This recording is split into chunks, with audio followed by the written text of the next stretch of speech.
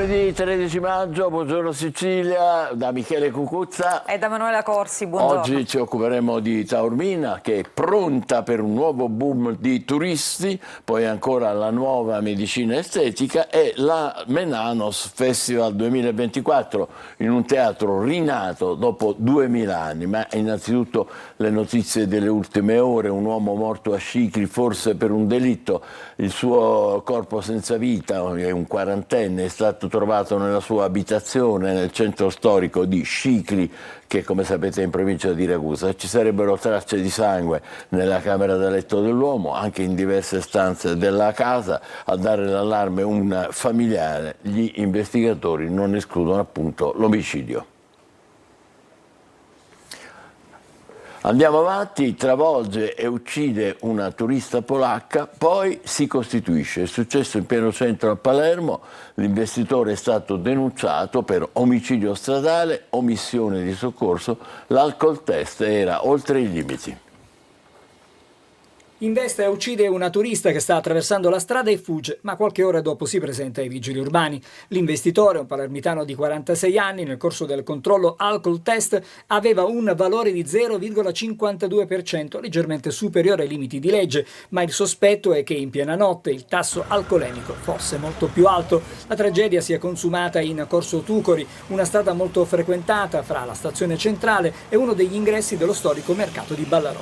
La vittima, una turista polacca, aveva deciso di trascorrere alcuni giorni nel capoluogo siciliano con il marito e al momento del terribile impatto i due stavano rientrando nella struttura ricettiva che li ospita. La vacanza per Patricia Bartosik-Veder, 31 anni, si è conclusa però in modo tragico. La donna stava attraversando la strada insieme al marito quando l'auto, una Smart, l'ha colpita lasciandola senza vita sull'asfalto. A constatare la morte sono stati i sanitari del 118 che hanno tentato una corsa disperata in ospedale, dove però è stato confermato il decesso. Subito è partita la caccia al pirata della strada da parte di Polizia Municipale e Polizia di Stato, ma come detto l'investitore si è costituito prima che venisse fermato. L'uomo vive con la compagna a Palermo proprio in Corso Tucori e stava tornando a casa quando è avvenuto l'investimento mortale. Nella zona dell'incidente in Corso Tucori ci sono strisce pedonali sbiadite e asfalto dissestato, una vera trappola per i pedoni che rischiano tantissimo quando attraversano proprio quella strada. In Sicilia, dall'inizio dell'anno, secondo i dati ASAPS, sono già 13 le vittime.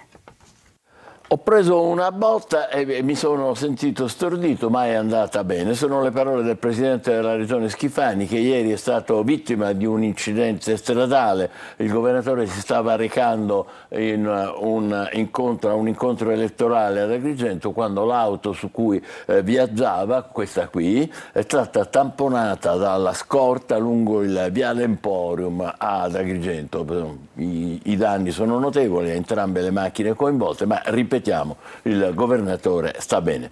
Giustizia, l'Associazione Nazionale Magistrati non si arrende. A Palermo più acceso lo scontro con il ministro Nordio e i magistrati alzano un muro invalicabile, nessuna trattativa sulla riforma. No alla separazione delle carriere. Si è concluso così con la lettura della mozione approvata all'unanimità il 36esimo congresso dell'ANM a Palermo. Separare PM e magistrati, ha letto il segretario generale dell'associazione Salvatore Casciaro, rischia concretamente di attrarre la magistratura requirente nell'orbita del potere politico e del controllo governativo, come avviene in modo formale o sostanziale in tutti i paesi nei quali la magistratura è separata. È intervenuto nuovamente il presidente dell'ANM Giuseppe Santalucia, che si è rivolto al guardasigilli Nordio. Al ministro, che ci dice che non è in discussione l'indipendenza del pubblico ministero e che il PM di domani avrà la stessa indipendenza, diciamo: ma se è così, perché toccarlo? Teniamoci l'indipendenza che abbiamo già. Sulla riforma costituzionale, ha proseguito Santalucia, l'ANM è critica e non è possibile accorciare le distanze dialogando. Il presidente ha poi chiarito la posizione dell'associazione sulle riforme. Non è la nostra una posizione di chiusura, ma ci sono le riforme e le cattive riforme.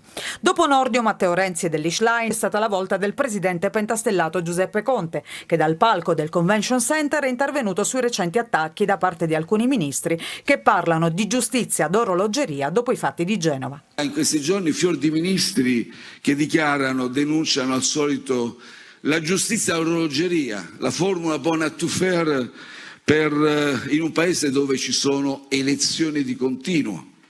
Oppure ancora accusano la magistratura di invadere gli spazi riservati alla politica. Un'accusa, se ci pensate, che può essere ridicolo, perché sembra quasi postulare che la politica abbia il diritto di occupare indisturbata gli spazi del malaffare. Non solo i big della politica, tra gli ospiti del congresso, lo ricordiamo, il presidente della Repubblica Sergio Mattarella, accolto giovedì al Teatro Massimo con un'ovazione e minuti di applausi in sala. L'operaio morto sul lavoro a Salemi, sigillo all'impianto della pala eolica, indaga la procura di Marsala, oggi davanti alla prefettura, nuova protesta dei sindacati con un sit-in. La procura di Marsala, dopo la morte di Giuseppe Carpinelli, ha posto sotto sequestro l'impianto eolico di Contrada Ranchibilotto a Salemi. Si tratta del parco Erghe 69. Carpinelli, operaio di San Marco dei Cavoti in provincia di Benevento, al momento della disgrazia si trova all'interno della pala eolica numero 3 e assieme a dei colleghi stava eseguendo la manutenzione. Difficili le operazioni di recupero del corpo dello sfortunato dipendente dell'IVPC, società del comparto eolico con sede operativa proprio a San Marco dei Cavoti. L'operatore infatti è volato giù fermandosi a 48 metri da terra. Lui e i colleghi lavoravano nella navicella a 112 metri di altezza. Il recupero è stato effettuato solo a tarda sera dal gruppo SAF dei Vigili del Fuoco di Trapani, coadiuvati da altri colleghi presenti sul luogo della disgrazia. La procura di Marsala ha aperto anche un fascicolo e disposto l'autopsia sul corpo del giovane. Si vuole fugare ogni dubbio, si vuole accertare se la disgrazia sia avvenuta per un malore o per una disattenzione o per altro. Il corpo poi verrà restituito alla famiglia. La vicenda ha sconvolto l'intera comunità di San Marco dei Cavoti, che si è stretta al dolore dei familiari di Giuseppe, molto apprezzato da tutti. I carabinieri di Salemi che seguono le indagini continuano a sentire persone che in qualche modo siano venuti a contatto con la vittima, a cominciare dai colleghi e poi altre maestranze che lavorano nel parco. Saranno sentiti anche i titolari della ditta per cui lavorava Carpinelli e del parco eolico. Intanto è previsto davanti alla prefettura di Trapani un sit-in dei sindacati di CGIL, CISL e UIL.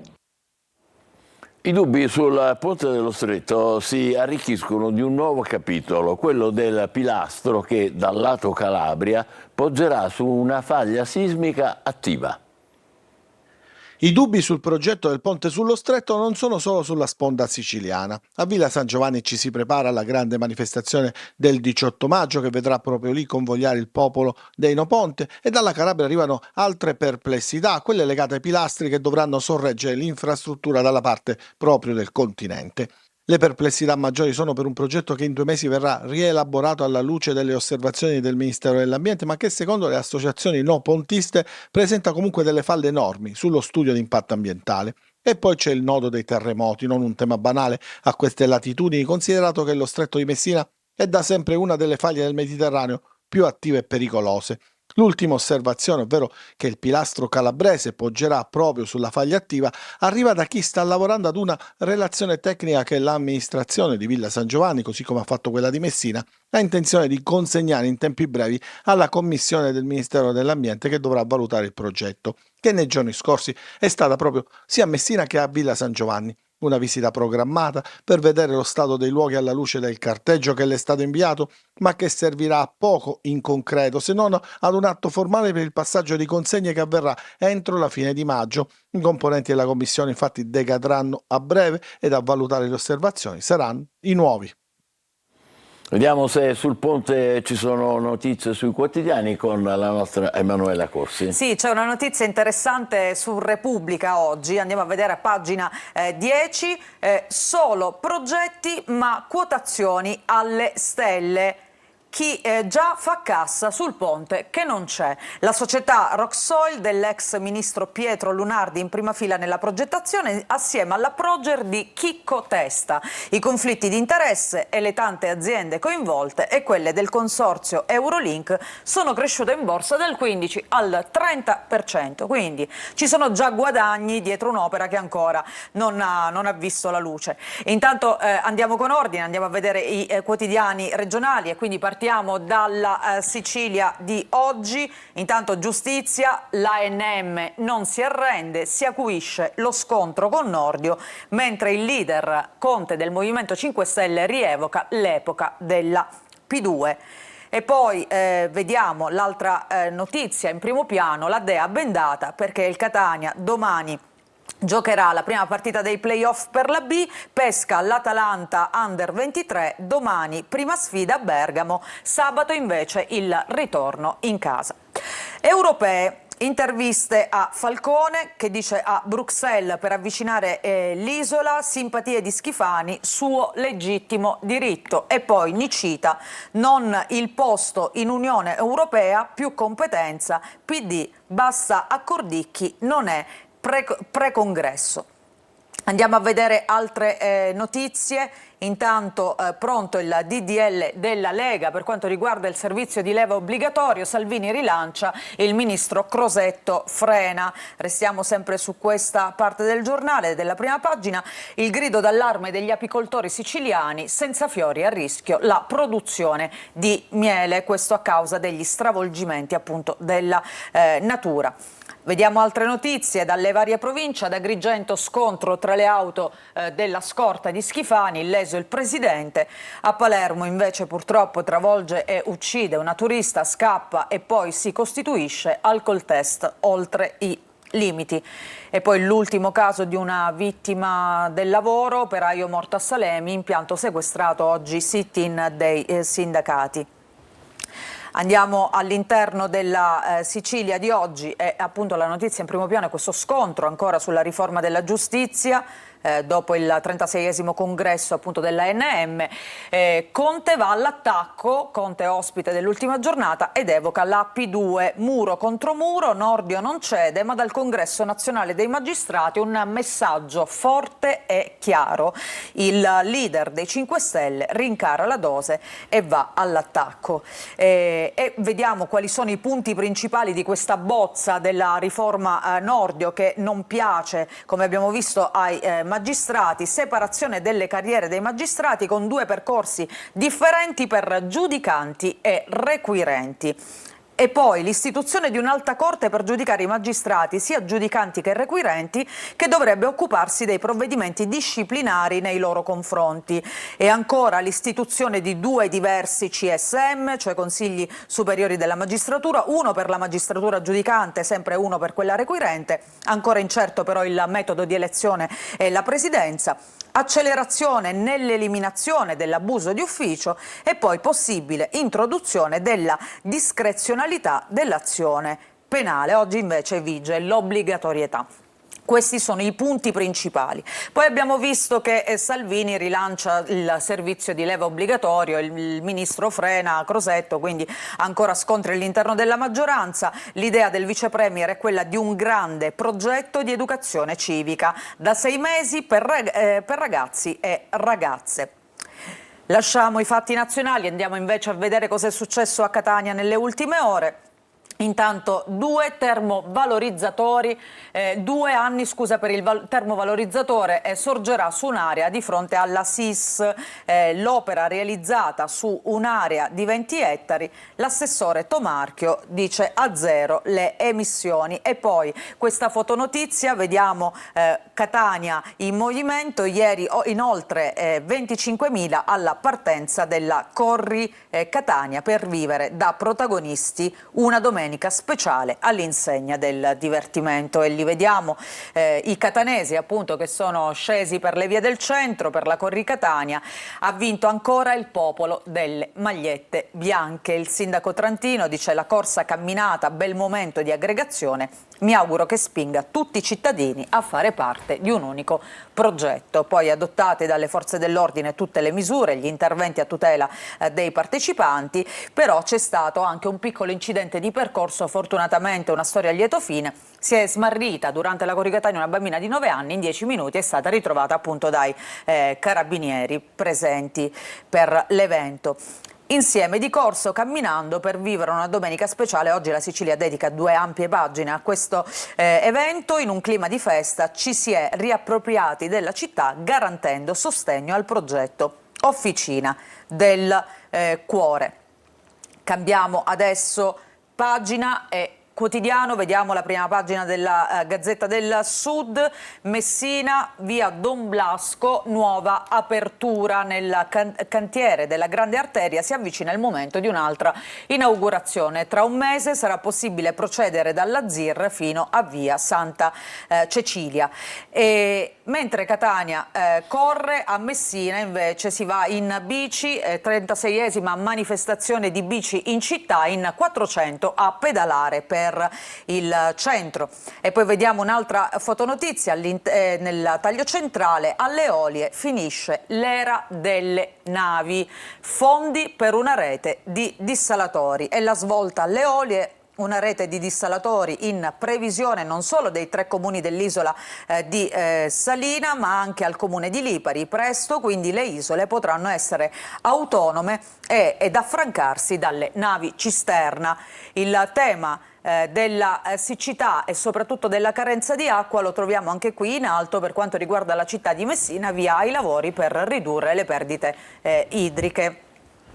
Ancora vediamo un'altra notizia curiosa: si avvicina il momento delle elezioni non solo europee ma anche amministrative. A Forza d'Agro, che andrà al voto, cambi di residenza prima del voto. Ci sono accertamenti dei carabinieri e controlli disposti dalla prefettura, numeri civici ballerini. Ancora vediamo dai magistrati un no corale a Nordio, riforma della giustizia, linea dura su separazione delle carriere, revisione del CSM. Al congresso di Palermo Conte attacca il governo ed evoca la P2. Vediamo anche l'inchiesta Ligure, sempre in questa parte della prima pagina, interrogatori a raffica per comporre il puzzle. Spinelli torna dal GIP. Una notizia che arriva invece dagli Stati Uniti. Tempo fa era stata diffusa questa notizia di una donna alla quale era stato trapiantato il rene di un maiale. Ecco, muore a 2 mesi dal trapianto. La strada è ancora lunga.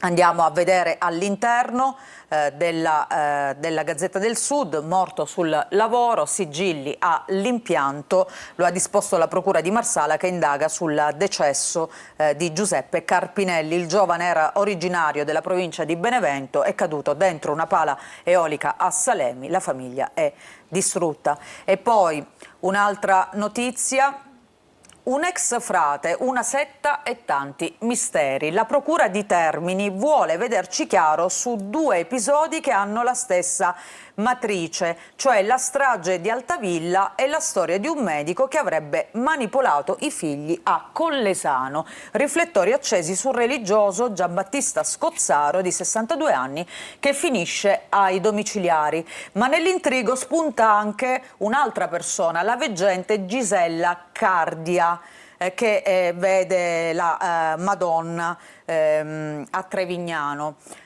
E il Giornale di Sicilia apre proprio con questo tema: fanatismo violento, altro caso.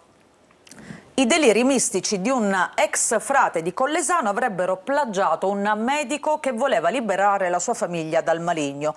E c'è un legame anche con la fantomatica veggente di Trevigiano. Le possibili connessioni con la terribile vicenda di Altavilla Milicia, contenuta in un'informativa della polizia giudiziaria a 3 mesi dagli arresti. Incidente probatorio per 2 figlie minorenni, cronaca previsto per domani. Un matrimonio fallito fa da sfondo. Il professionista avrebbe creato false accuse all'ex moglie. E poi un'altra notizia: anche a Enna, Barreca minacciato dai detenuti. Quindi torniamo sul tema di Altavilla Milicia. Si ripropone l'allarme scattato al Pagliarelli per l'operaio sotto inchiesta per la strage.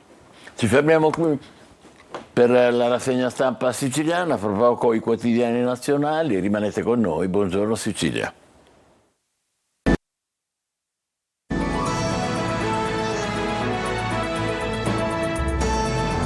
Buongiorno Buongiorno Sicilia, i quotidiani nazionali con Emanuela Corsi. Partiamo dal Corriere della Sera di oggi e vediamo che in primo piano ci sono ancora le inchieste che riguardano la Regione Liguria, nuove accuse, Toti in bilico, l'avvocato del presidente ligure, dimissioni, prima l'interrogatorio, poi il confronto politico.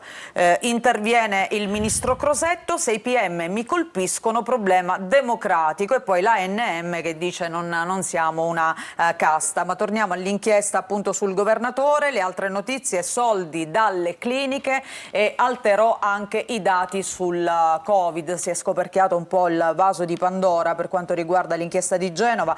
E poi sempre Genova, parla il sindaco Bucci, gli interventi sul porto li sollecitavo per la città.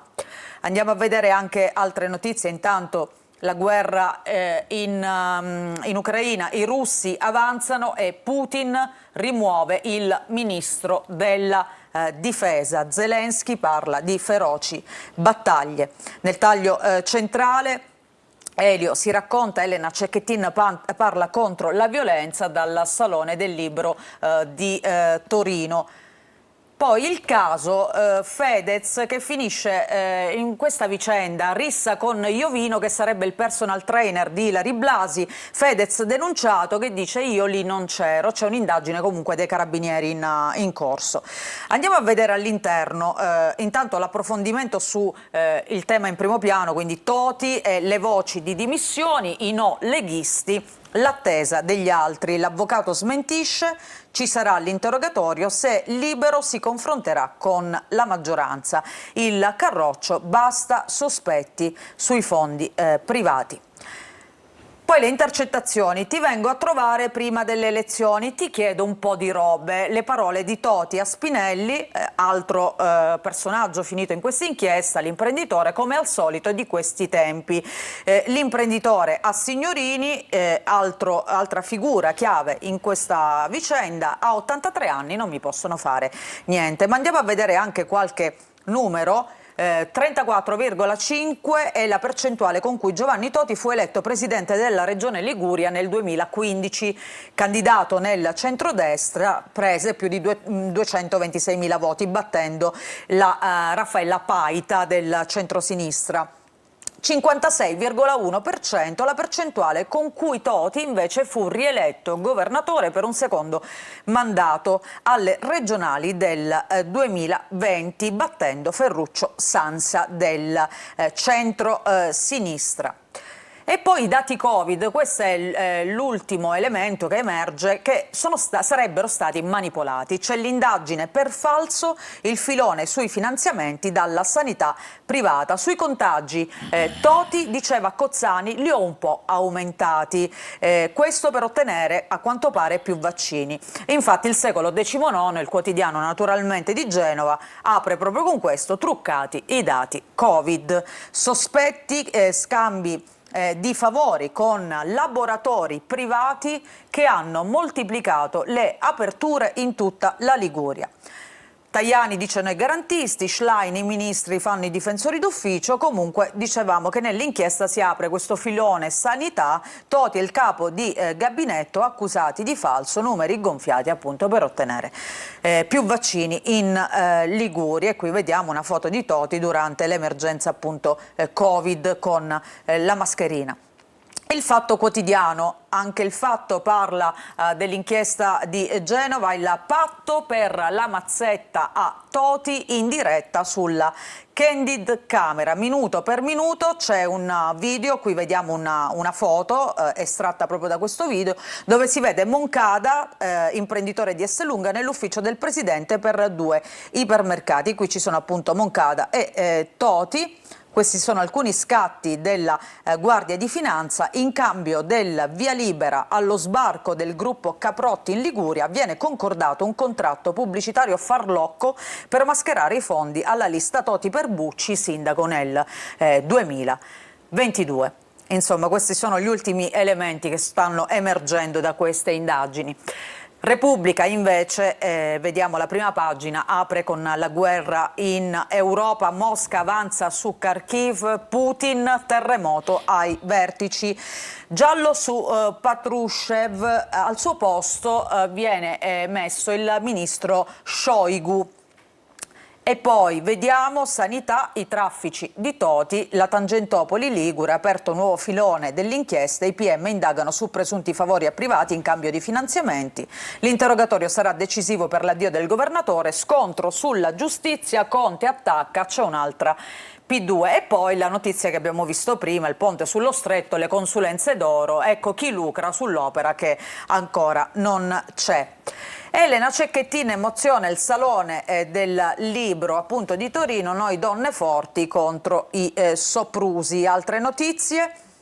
Il personaggio Fedez, scazzottate e Pandori, il regno al contrario del principe Fedez. E poi 50 anni dal referendum sul divorzio, quel no che portò i diritti nel bel paese. Questa è la prima pagina di Repubblica, ma intanto vediamo cosa sta succedendo in Ucraina. Pioggia di fuoco sugli ucraini, assalto ai villaggi nel Kharkiv, le truppe di Mosca spingono a nord, la caduta dei due villaggi consentirebbe di prendere alle spalle i soldati di Zelensky che difendono il Donbass e di marciare sulla seconda città del paese. Sirski, la situazione si è aggravata.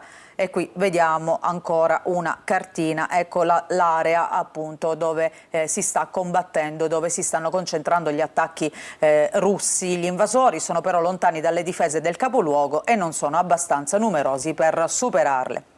E poi Putin, l'altra notizia, che decide il rimpasto al Cremlino, sostituito anche il suo padrino al KGB, spostato Shoigu dalla difesa, al suo posto arriva l'economista Belousov, così il presidente è capo unico dell'operazione in Ucraina. Resta al momento senza incarico, come abbiamo visto il potente Patrushev, il suo destino presto rivelerà le vere intenzioni del leader russo e li vediamo qua Putin e Patrushev appunto in questa foto.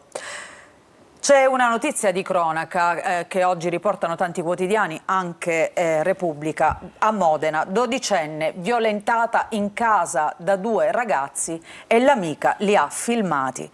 Li aveva invitati per ascoltare la musica, poi lo stupro confermato dai medici e la compagna avrebbe poi girato un video che potrebbe incastrarli.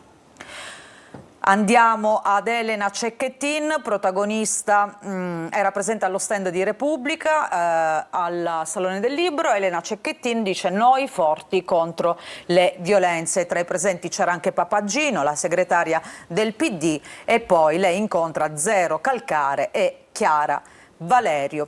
A proposito del Salone del Libro, La Stampa, ecco qui, Scurati, nuovo affondo dello scrittore che era stato censurato con il suo monologo dalla RAI, Italia deriva illiberale. A Torino nuovo affondo appunto dello scrittore, per questo governo gli intellettuali liberi sono nemici. E poi c'è un'intervista al ministro Sangiuliano, no, la libertà è garantita, il salone ora è plurale e democratico, queste appunto le parole del ministro.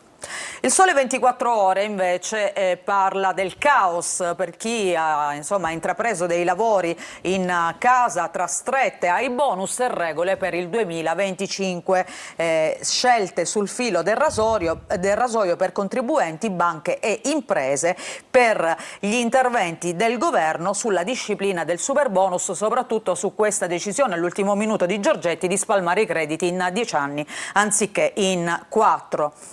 E anche La Nazione, ecco qui, che scrive super bonus ma anche sugar tax, cosa cambia? Oggi vertice di maggioranza, pressing di Forza Italia per modificare i tempi delle detrazioni, lo studio, crediti svalutati fino al 15%, allarme dei produttori poi sulla tassa di 5 centesimi al litro per le bevande dolcificate, vendite giù del 16%, 5.000 i posti a rischio appunto, queste potrebbero essere le ripercussioni di questa sugar tax. E poi vediamo la foto notizia nel taglio centrale, l'ultimo guaio, caso Iovino, si complica la posizione di Fedez, denuncia per rissa il rapper alla Stampa, le mie notti occupatevi di cose serie.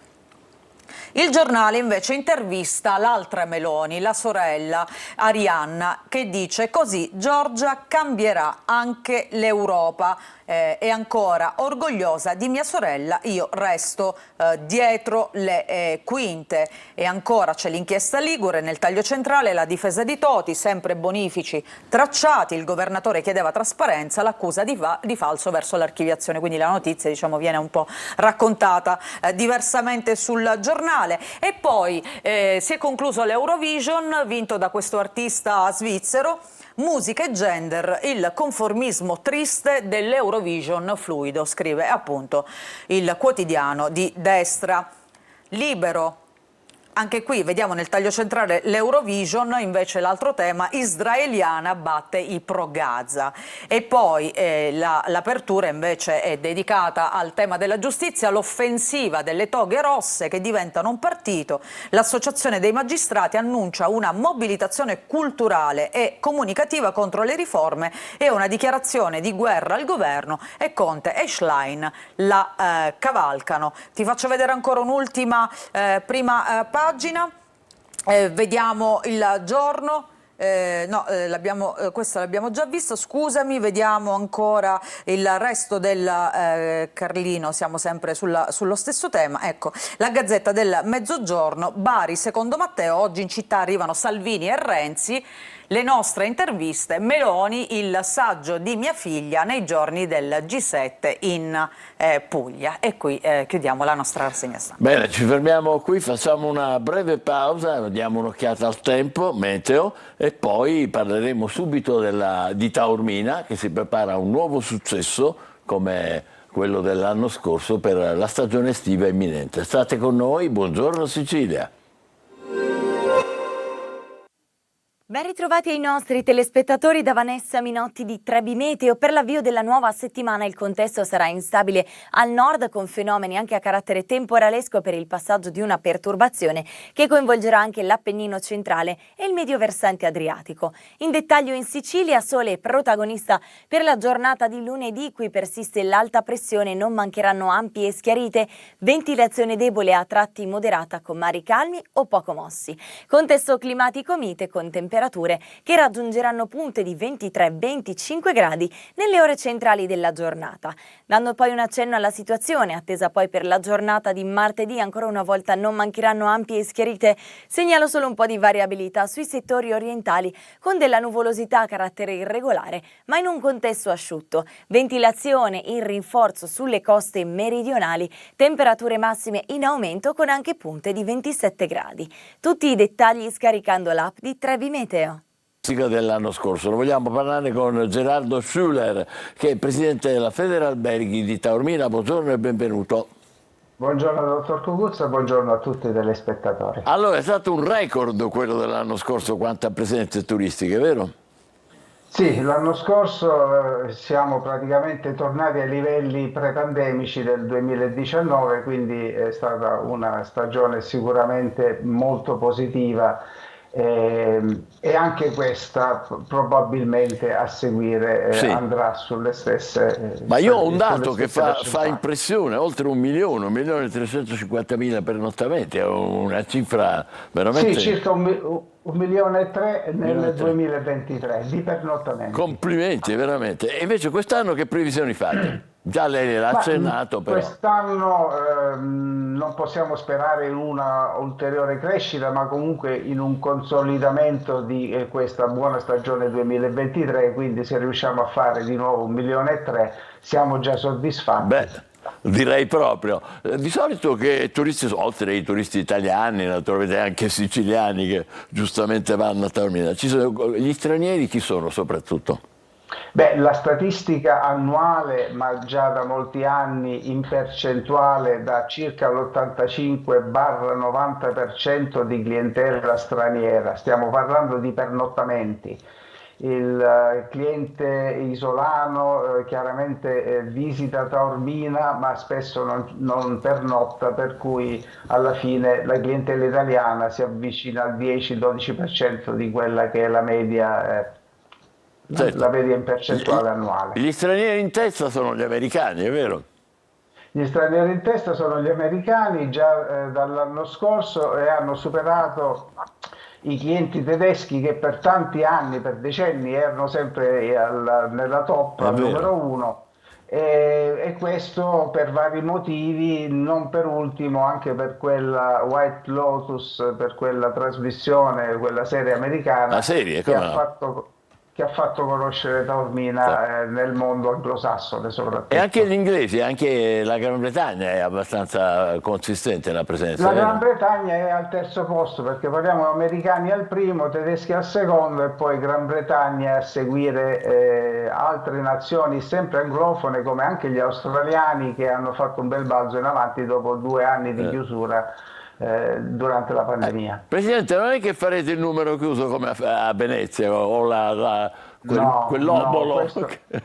no, questo non lo prevediamo. Taormina chiaramente vive la stessa problematica di altri centri storici che hanno una vocazione turistica, ma non andremo a chiudere, almeno le previsioni, sentendo anche l'amministrazione comunale e l'assessore al turismo, non c'è l'idea di chiudere, ma c'è l'idea invece di regolamentare i flussi che hanno dei picchi che a volte sono imprevedibili e lì dobbiamo intervenire, a volte sono invece prevedibili. Prevedibili sono i ponti, Certo. imprevedibili sono per esempio l'attracco delle navi che sì, seguono un certo programma, ma a volte la mattina, affacciandoci dai balconi, vediamo improvvisamente 2 o 3 navi arrivare nella baia di Giardini Naxos e sappiamo che sarà una mattinata molto difficile perché si Certo. incrociano i residenti, i turisti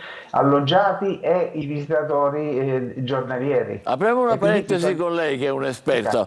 Commentiamo quello, un minuto, quello di Venezia. 5 euro per entrare, doveva servire appunto un po' a calmierare, a regolamentare, soprattutto a eliminare il turismo mordi e fuggi di quelli che non dormono. Invece in 8 giorni hanno fatto i soldi previsti in 3 mesi, cioè è servito quasi come incentivo. Come si spiega una cosa del genere? Ma sì, come hai esattamente detto lei, a volte alzare il prezzo di qualcosa la fa diventare più preziosa Più e quindi più prezioso, eh? appetibile. Quindi non Ed è serve, questo. ecco, non serve a nulla e anche per questo No, poi naturalmente se poi quei soldi vengono usati esclusivamente per organizzare l'arrivo delle persone con servizi efficienti e sufficienti, e allora è anche corretto, ma bisogna vedere dove vanno a finire quei certo, soldi. certo. Vabbè, torniamo a Taormina. Arrivano nuovi investitori anche, questo è importante. Sì, Taormina negli ultimi 2 anni, chiaramente dopo la pandemia, sicuramente è stata oggetto di molte attenzioni e di molti acquisti sia di strutture alberghiere che anche di negozi. Quindi abbiamo tutti i brand più blasonati che si sono insediati a Taormina, che hanno acquistato o preso in affitto dei negozi e ormai sembra quasi una corsa per la quale non esserci diventa pericoloso per questi grandi brand. Quindi un alzamento dell'asticella anche a livello del commercio, di quello che viene venduto sul Corso Umberto. Sì, sì, il Corso Umberto io ci sono stato recentemente, sembra, non dico Monte Napoleone a Milano, però insomma diciamo, c'è di tutto veramente, ci sono le boutique più alla moda, e anche più Sì, importanti. quello che è importante, secondo la nostra opinione, è di non perdere l'identità, perché alcuni di questi brand internazionali appunto hanno prodotti globalizzati, chiamiamo così, anche Esatto. se sono del lusso. Noi dobbiamo continuare a provare a mantenere la nostra identità, la nostra sicilianità. C'è qualche imprenditore che sta seguendo questa via proprio in contrasto con i big, essendo big. però anche lui un big in Sicilia. E come si fa quindi per mantenere questa identità quando c'è una presenza così importante e anche benevola, insomma, dei grandi marchi? Ma chiaramente è un problema difficile che noi come albergatori possiamo risolvere solo in parte, perché stiamo parlando di prodotti capi di abbigliamento, eccetera, non prodotti in Sicilia, ma bisognerebbe sforzarsi di dare un marchio. Adesso abbiamo anche due famosi siciliani che si sono presi chi sono i due? grande... Chi sono i due? Sono Dolce & Dolce & Gabbana, Gabbana. possiamo nominare, e quindi anche lì intuiamo che quel tocco di sicilianità verrà sicuramente portato nei negozi, e quindi sarà un contrappeso al superlusso globalizzato. Quindi giusto, l'idea di creare nuovi marchi. C'è qualcosa però da migliorare complessivamente, voi dal vostro osservatorio di albergatori, Federalberghi, Presidente? Di migliorare a livello di servizi offerti a Taormina, dice lei? Sì.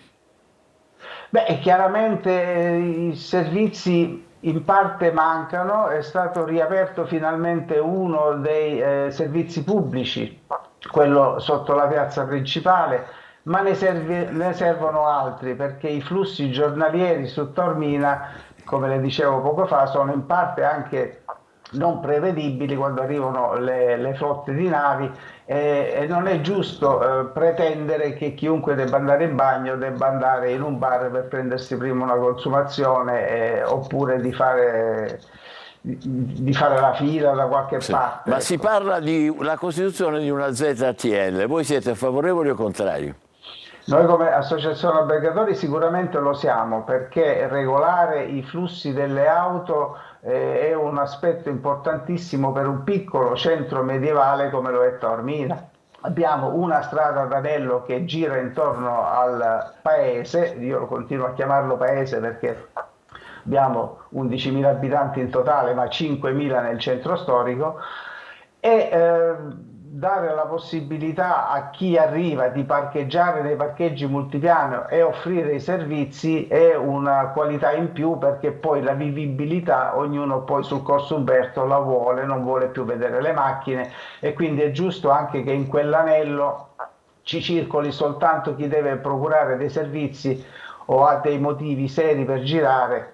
Poi ci sono dei grossi silos comunali all'esterno della città, e quelli dovrebbero essere messi in funzione sempre in modo più intenso per poter alleggerire appunto il traffico nel centro storico. Quindi noi siamo favorevoli all'introduzione dello ZTL. Mi sembra importante che lo diciate voi, che naturalmente siete, come dire, centrali in questa situazione per quanto riguarda il turismo del Taormina, che è in crescita, speriamo si possa mantenere ai livelli record dell'anno scorso. La ringraziamo molto, le auguriamo buon lavoro. Gerardo Schuller, che è il presidente della Federalberghi di Taormina. Adesso facciamo una breve pausa e poi ci occuperemo di medicina estetica, anzi della nuova medicina estetica. State con noi, buongiorno Sicilia.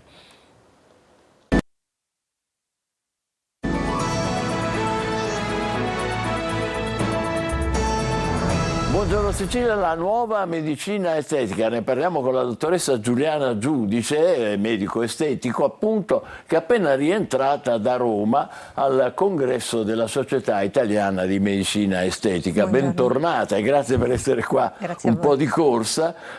Questo congresso ha detto che la medicina estetica sta cambiando, naturalmente, e sta diventando sempre più gentile, preventiva e tecnologica, però è ambizioso come valutazione. Beh, in realtà si ha un pochino un ritorno alle origini, perché la Società Italiana di Medicina Estetica, di cui faccio parte, è stata fondata negli anni 70 dal professore Carlo Alberto Bartoletti, e l'obiettivo era proprio quello di realizzare un programma di medicina preventiva, medicina curativa e medicina riabilitativa.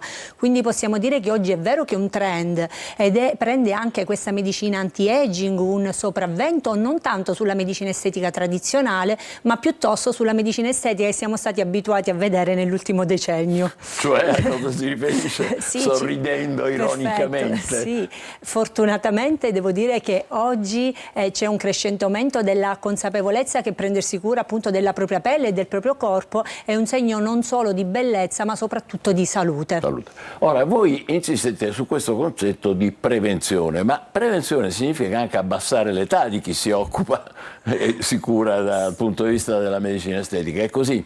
Allora sì, diciamo anche che noi medici siamo oggi più fortunati perché abbiamo tante armi per combattere l'anti-aging, l'invecchiamento, quindi abbiamo sicuramente tecnologie più avanzate, sono più sicure, sono meno invasive, richiedono anche tempi di recupero molto più brevi. Poi dobbiamo considerare che oggi conosciamo anche le cause dell'invecchiamento, quindi i fattori ambientali, i fattori biologici, quindi interveniamo anche sull'alimentazione, sullo stile di vita. Oggi si è visto, e sono studi bellissimi sull'ormono, come l'attività ormonale può determinare l'invecchiamento, quindi l'ormonosenescenza. Quindi diciamo che oggi abbiamo tantissimi campi, possiamo agire su diversi livelli appunto per rallentare l'invecchiamento. Ecco, e parlate di crescita di trattamenti di prejuvenation, no? Spero di averla pronunciata bene, non capiamo nulla di cosa voglia dire.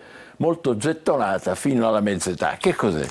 Beh, si tratta di intervenire appunto sui protocolli che rallentano l'invecchiamento e questo devo dire che è in aumento nelle donne, negli uomini e appunto nelle persone più giovani, tant'è che stanno appunto accedendo a questi trattamenti perché in realtà si è capito come intervenire precocemente con trattamenti meno invasivi è sicuramente più facile, anche economicamente molto più conveniente, perché porterà più tardi a occuparsi di trattamenti che possono essere sicuramente molto più invasivi, anche onerosi dal punto di vista economico. E infatti la parola juvenation allude inevitabilmente alla questione dell'età. Allora, già che ci siamo, facciamo una breve disamina di chi si serve, chi si rivolge alla medicina estetica. Prevalentemente rimangono le donne, soprattutto. Ma che percentuale abbiamo? Beh, sicuramente 60% sono donne. Però anche gli uomini noi stiamo aumentando, è sì, vero? Complimenti, devo dire.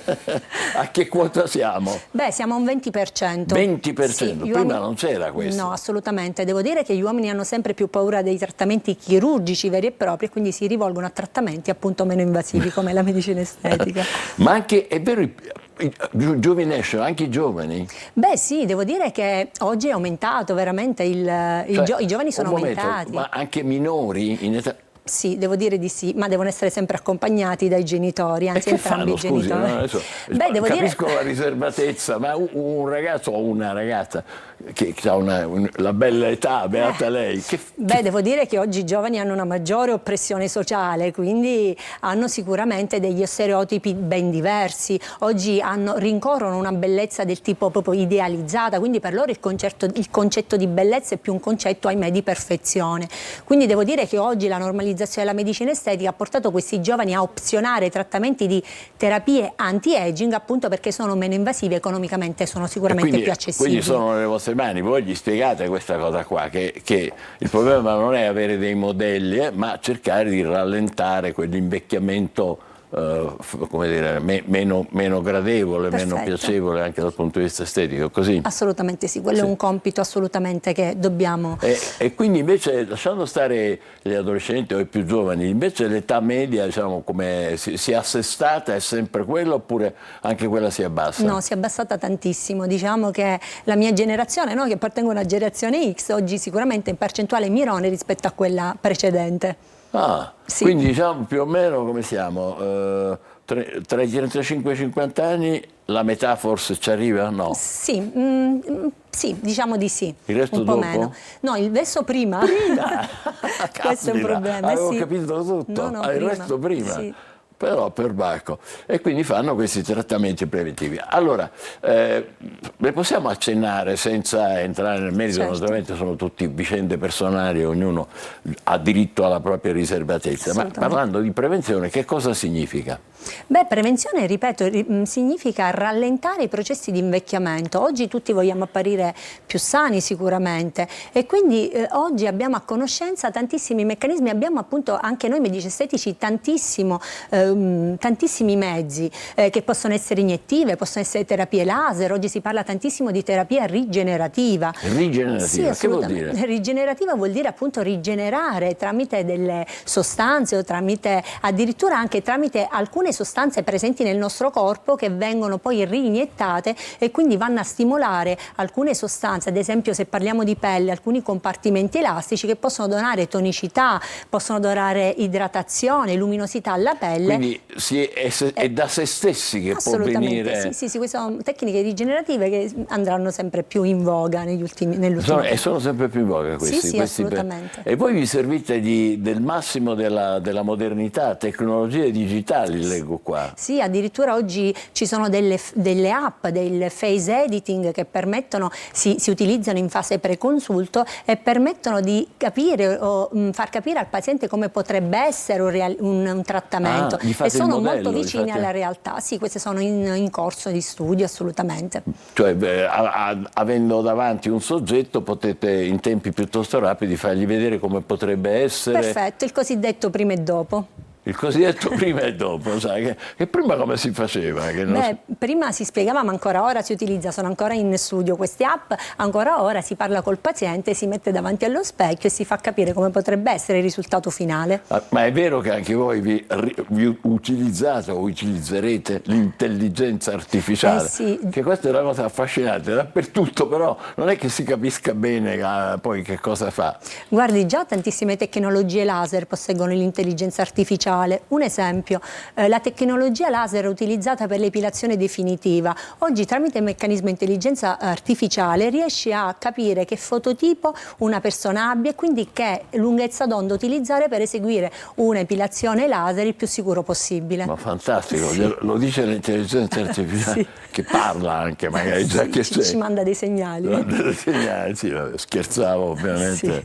Sì. Il mercato quindi cresce anche dal punto di vista dei prodotti, dal punto di vista delle attrezzature tecniche che sono importanti per il vostro lavoro, no? Quindi anche questa è una specie di, non so come dire, di una industria che affianca il lavoro dei medici, giusto? Sì, assolutamente. Naturalmente deve essere tutto a norma, tutto certificato, e questo ci tengo a sottolinearlo. E qui veniamo a un altro problema, l'ultimo che le chiedo. Certo. Voi non c'entrate niente, ma c'entra qua un po' la rete.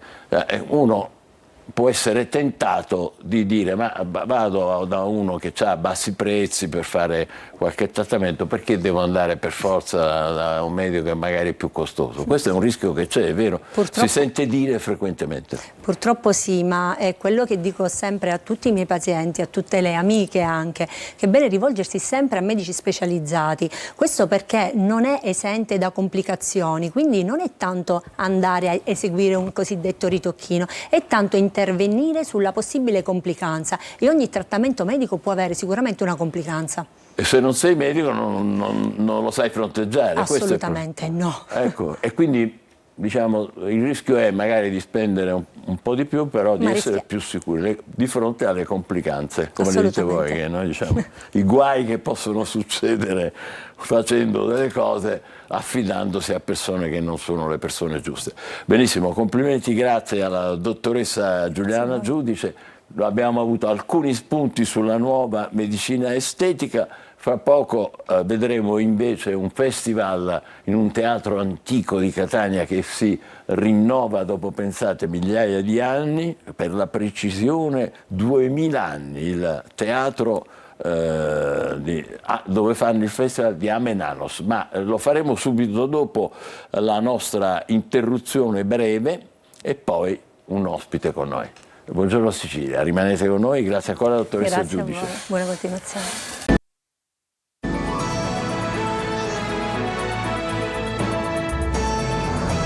Allora, purtroppo c'è una notizia che è appena arrivata di un grave incidente stradale con un bilancio pesante, un morto, 9 feriti. È successo ieri sera sulla statale Caltanissetta-Gela. Non è ancora chiaro le ragioni di questo incidente, comunque all'altezza del viadotto Capodarso, vicino a Caltanissetta appunto, si sono scontrate 2 auto di grossa cilindrata e purtroppo è morto un uomo di 50 anni che era alla guida di una di queste 2 macchine. Un morto e 9 feriti, è un incidente molto serio sulla Caltanissetta-Gela di ieri.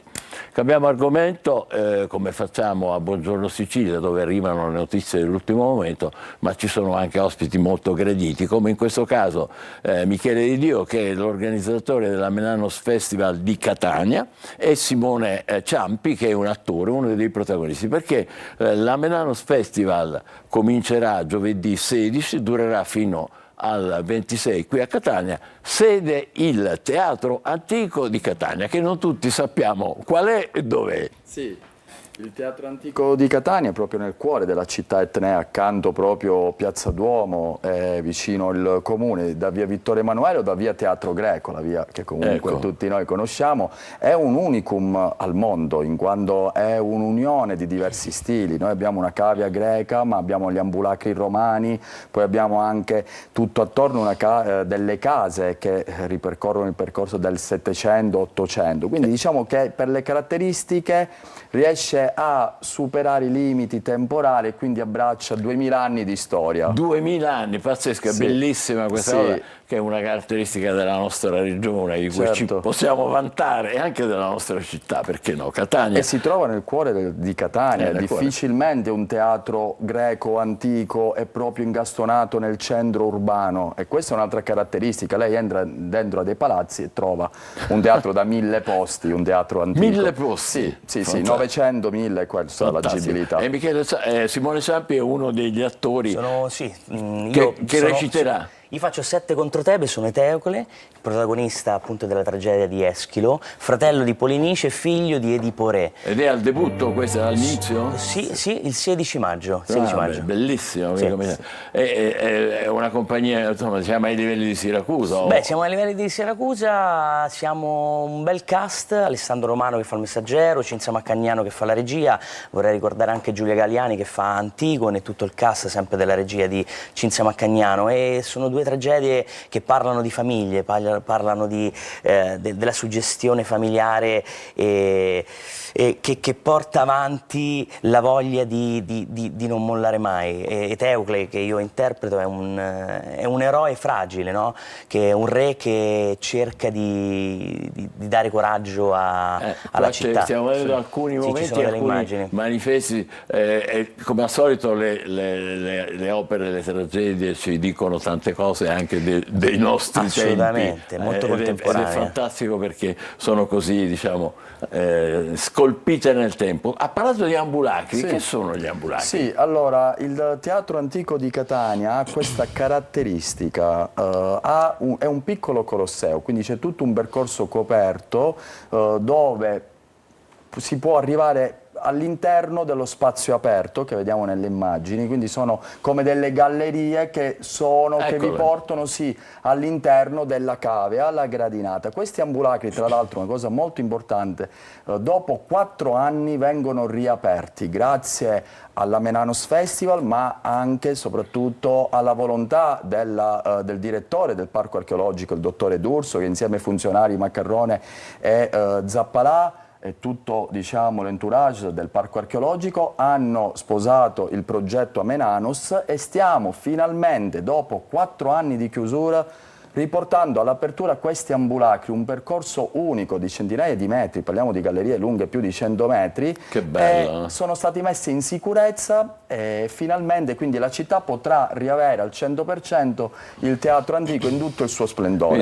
Catania si riappropria di un teatro in cui si erano un po' forse perse le memorie, però nel frattempo voi andavate anche all'estero. Sì, noi siamo stati a Cipro, noi produciamo anche in Grecia adesso un festival, perché all'interno del cartellone, oltre ai 7 contro Tebe e Antigone, sono presenti altri 2 spettacoli: Le Baccanti, ed è un'opera tratta dalla tragedia di Euripide, ma è un balletto, è una tragedia quindi ispirata alla tragedia di Euripide, e poi vi è invece uno spettacolo, noi diamo la possibilità a una scuola di potersi esibire nel serale, esattamente il laboratorio del Turrisi Colonna. All'interno della programmazione inoltre ci saranno 4 pomeriggi dove arriveranno scuole da tutta Italia e anche straniere, abbiamo una fondazione bulgara, che porteranno in scena delle opere classiche.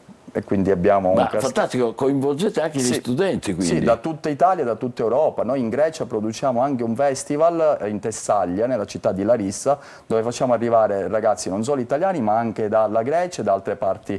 Poi in Grecia, che è la patria, la patria. E voi li avete un po' sfidati. Sì, diciamo di sì. Noi diciamo che la Sicilia, insieme alla Magna Grecia, poi riconosciuta anche come Magna Grecia, la Sicilia è, se vogliamo, l'altra faccia della Grecia, dove noi riusciamo a fare, abbiamo qui nella Sicilia orientale 3 teatri, Siracusa, Taormina e Catania nel raggio di 100 km, per non dimenticare Morgantina, Segesta, Tindari e tanti, Agrigento, ecco, tutti i siti. Questo ci fa riflettere sul significato della cultura. Dice anche bene. migliaia di anni fa sapevano esattamente quanto bene. fosse importante da allora. Perché è importante per un attore giovane, in gamba come lei, cimentarsi con queste tragedie, con queste rappresentazioni classiche? Beh, innanzitutto si parla di storia che però è molto vicina a noi, perché parlano questi grandi autori di storia contemporanea. Sette contro Tebe parla di guerra, parla della paura della guerra, che oggi, ahimè, è attualissimo, e lui è un condottiero che cerca di proteggere la propria città, i propri confini, le proprie mura, però decide lui stesso di andare in guerra. È ovvio che quello che succede a noi è una tragedia vera nel nostro mondo, però ci sono anche dei personaggi, in questo caso lui credo che voglia dire al pubblico e ai cittadini: uniamoci, prendiamoci per mano, perché soltanto prendendoci per mano e ascoltandoci possiamo dire che la pace in questo caso e il cuore può realmente mettere un freno al terrore. Certo, è quello che cerca di fare lui.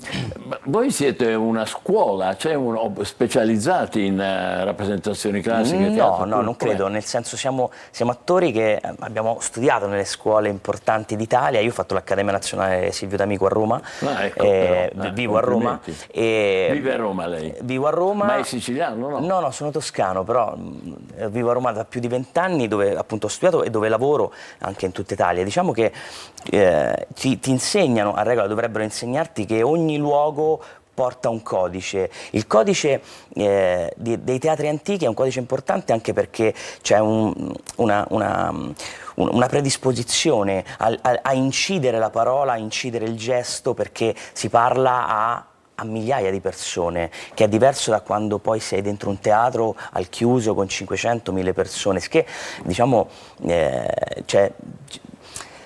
c'è la spinta emotiva del grande spazio, di conseguenza la recitazione È di grandissima suggestione, abbiamo visto dall'alto, e tante volte noi catanesi che circoliamo da quelle parti, io andavo ai Salesiani lì da via Teatro Greco, manco se ne accorgevamo, no? Sì. E voi avete avuto, per chiudere, una preziosa intenzione di rigenerare questo spazio. C'è una grandissima volontà, un grandissimo investimento. È dal 2019 che noi siamo al Teatro Antico di Catania, e devo dire che il cast che noi portiamo, tra l'altro, sono tutti attori, come nel caso di Simone, ad esempio, arriva dallo scorso anno dalla commedia siracusana, quindi è stato uno dei coprotagonisti a Siracusa. Lo spazio del Teatro Antico di Catania per me è sempre, sono legato, diciamo, si parlava di cuore, io ho studiato ai Benedettini, passavo lì ed era ancora tutto chiuso e pensavo: ecco, perché non produrre un festival di alto livello, a livello artistico, proprio in questo sito? Fortunatamente sono arrivato per primo, adesso questo festival, oltre a Catania, ha anche delle aspirazioni internazionali, come avete visto, perché siamo stati a Cipro, abbiamo la Grecia, e Catania può diventare veramente il perno per quanto riguarda la nostra produzione. Devo dire che c'è un grandissimo aiuto, c'è molta vicinanza da parte dell'assessorato ai beni culturali di Palermo. Il comune di Catania ci ha concesso il patrocinio, quindi c'è tutta una squadra che si punta molto sulla cultura. Complimenti, perché tra l'altro è anche un esempio concreto di come invece di andarsene via uno può creare delle cose qua di grandissimo valore. Vero. Davvero complimenti a Michele Dio, che è l'organizzatore dello Milano's Festival, che comincerà giovedì prossimo, il 16, durerà fino al 26. Simone Ciampi è uno dei protagonisti. Adesso Buongiorno Sicilia continua con l'Almanacco. Grazie per essere stati con noi. Grazie. E in bocca al lupo per il vostro lavoro. Lupo. Grazie. Oggi 13 maggio celebriamo il World Cocktail Day. un evento che commemora la prima definizione ufficiale di cocktail, pubblicata nel 1806 dal tabloid di New York. Definito come un liquore stimolante composto da aromi di qualsiasi tipo, zucchero, acqua e amari, questa giornata celebra l'arte e la creatività della mixology. Avete mai sentito dire che un paio di birre prima di dormire aiutano a conciliare il sonno? Beh, sembra che la realtà sia un po' più complessa. Sì, è vero che dopo qualche bicchiere ci si addormenta più facilmente, ma attenzione agli effetti collaterali. Bere birra può effettivamente farvi russare di più. E questo accade perché l'alcol agisce come vasodilatatore, rilassando i muscoli, inclusi quelli delle vie aeree, che si restringono e riducono il flusso d'aria. Risultato? Respirazione più affannosa e purtroppo una qualità del sonno che lascia a desiderare. Cut the chase significa andare al sodo, cioè arrivare al punto essenziale di una questione senza perdere tempo in dettagli irrilevanti.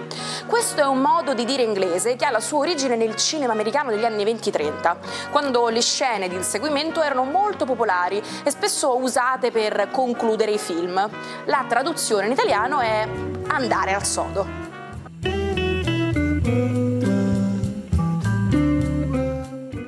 Siamo in diretta, abbiamo un'altra finestra sulla cronaca con i fatti dell'ultima ora. Purtroppo anche questa è una notizia molto spiacevole. È morto un uomo a Palermo in un incendio, nell'incendio della sua abitazione al 6° piano di via Michele Cipolla. Le fiamme si sono sviluppate all'interno appunto della sua casa, ancora non si è capito per qual è stato il motivo. Fatto sta che questa persona, di cui ancora non abbiamo l'identità, è morta nell'incendio a Palermo in via Michele Cipolla.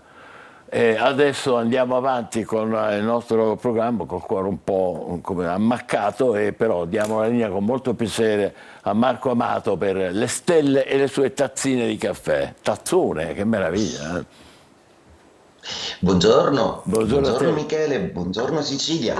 Evviva! Allora, oggi vi racconto di qualcosa di a me molto caro, ovvero parliamo un po' di musica. Gli Eurovision, come sono finiti?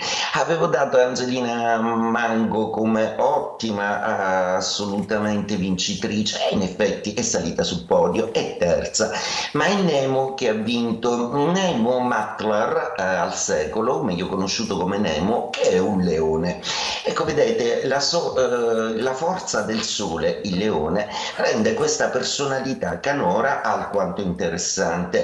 Non è un perfetto sconosciuto, perché ci tengo a precisare che Nemo è stato anche il migliore artista canoro tedesco nel 2015 e ha vinto tutta una serie di riconoscimenti per la sua bravura.